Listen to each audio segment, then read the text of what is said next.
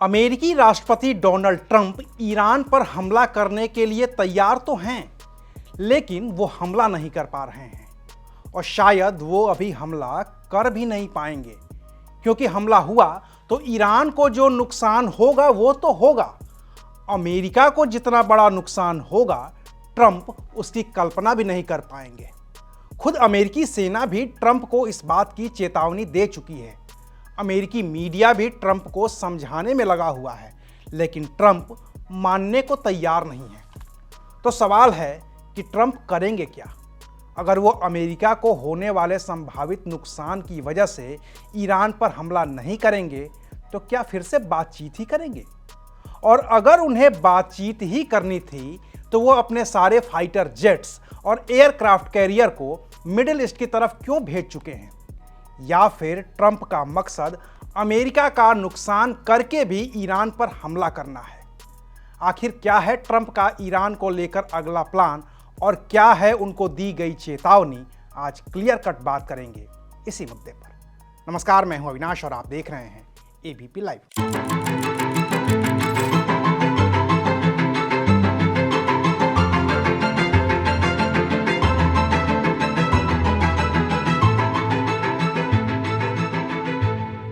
23 फरवरी को जब ईरान में भारतीय दूतावास ने एडवाइजरी जारी की कि ईरान में रह रहे भारतीय तुरंत ही ईरान छोड़ दें, तो भारत के लोगों को ये लगने लगा कि अब अमेरिका का ईरान पर हमला तय है। अमेरिकी तैयारी देखकर भी यही लग रहा था कि अमेरिका तुरंत ही हमला करने वाला है, लिहाजा ईरान में रह रहे करीब 10,000 भारतीयों को हर उपलब्ध संसाधन के जरिए भारत लौटने की सलाह दी गई।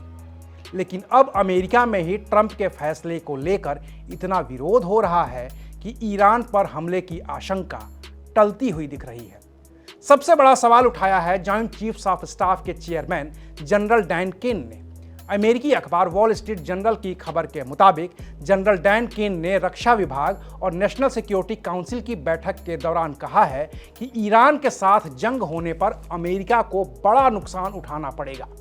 अमेरिका की एयरफोर्स कमजोर हो जाएगी और साथ ही अमेरिका और उसके साथी देशों के सैनिकों के भी हताहत होने का खतरा बढ़ जाएगा। डैन केन ने यह भी कहा है कि ईरान के साथ लंबे युद्ध की वजह से अमेरिका का एयर डिफेंस सिस्टम दबाव में आ जाएगा।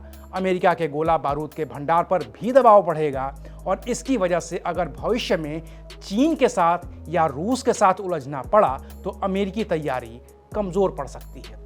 अमेरिका के ही एक और अखबार द वॉशिंगटन पोस्ट की एक रिपोर्ट कहती है कि जनरल कैन ने कहा है कि ईरान की भौगोलिक स्थिति और उसकी उन्नत मिसाइल क्षमताएं इस युद्ध को बहुत ही खूनी बना सकती हैं, जिसमें अमेरिकी सैनिकों के बड़े पैमाने पर मारे जाने का खतरा है। इसके अलावा अगर अमेरिका ईरान के साथ जंग में उलझता है तो ये एक अंतहीन युद्ध होगा, जिससे बाहर निकलना अमेरिका के लिए बहुत मुश्किल होने वाला है।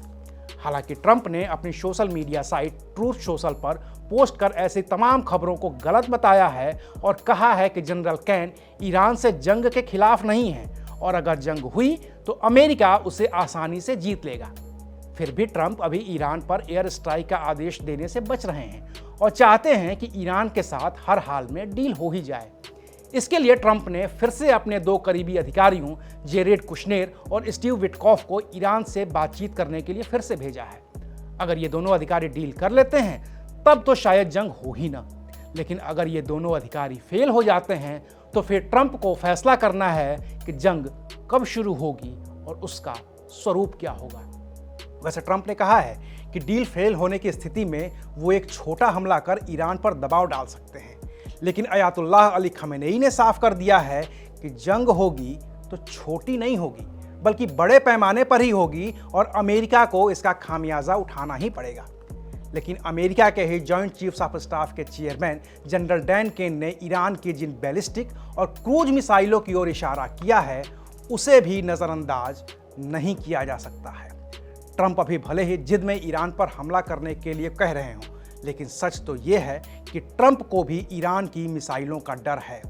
तभी तो वो ईरान से जो डील कर रहे हैं उसमें बैलिस्टिक मिसाइलों और क्रूज मिसाइलों पर डील होनी है और बात वहीं अटकी हुई भी है। आज की तारीख में भले ही अमेरिका के पास यूएसएस अब्राहम लिंकन जैसा एयरक्राफ्ट कैरियर हो और उसका साथ देने के लिए ट्रंप के पास USS जेराल्ड आर फोर्ड जैसा दुनिया का सबसे घातक एयरक्राफ्ट कैरियर है। भले ही ट्रंप की एयरफोर्स में F-35, F-22, F-15 और F-16 जैसे एडवांस फाइटर जेट्स के साथ साथ 35C लाइटनिंग II और FA-18 सुपर हार्नेट जैसे घातक लड़ाकू जहाज और B-1, B-2 स्टील्थ और B-52 जैसे बड़े बमवर्षक जहाज शामिल हैं, लेकिन ईरान भी कम नहीं है। अभी भले ही ईरान के पास सीधे अमेरिका तक पहुंचने वाली बैलिस्टिक और क्रूज मिसाइलें कम हैं, लेकिन उसके पास ऐसी हाइपरसोनिक मिसाइलें तो हैं ही जो मध्य पूर्व एशिया में अमेरिका के हर एक बेस को टारगेट कर उन्हें तबाह कर सकती हैं। ईरान के पास फताह 1 और फताह 2 जैसी हाइपरसोनिक मिसाइलें हैं जिनकी रफ्तार आवाज़ की गति से भी 15 गुना ज़्यादा है।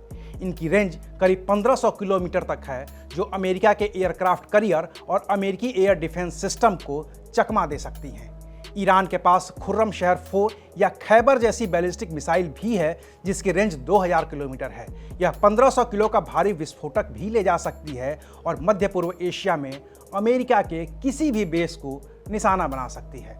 ईरान के पास सेजिल जैसी सॉलिड फ्यूल वाली भी मिसाइल है जिसकी रेंज 2000 से 2500 किलोमीटर बताई जाती है। ठोस ईंधन होने की वजह से इसकी लॉन्चिंग में इतना कम समय लगता है कि सामने वाले को जवाब देने का मौका भी नहीं मिलता है। इमाद ईरान की पहली लंबी दूरी की मिसाइल है जिसे सटीक निशाना लगाने के लिए बनाया गया है। रिपोर्ट्स तो ये भी कहती हैं कि ईरान के पास 10,000 किलोमीटर रेंज वाली मॉन्स्टर मिसाइल भी है जो सीधे अमेरिका के वॉशिंगटन DC या न्यूयॉर्क तक को निशाना बना सकती है, लेकिन इसकी पुष्टि अभी तक नहीं हो पाई है।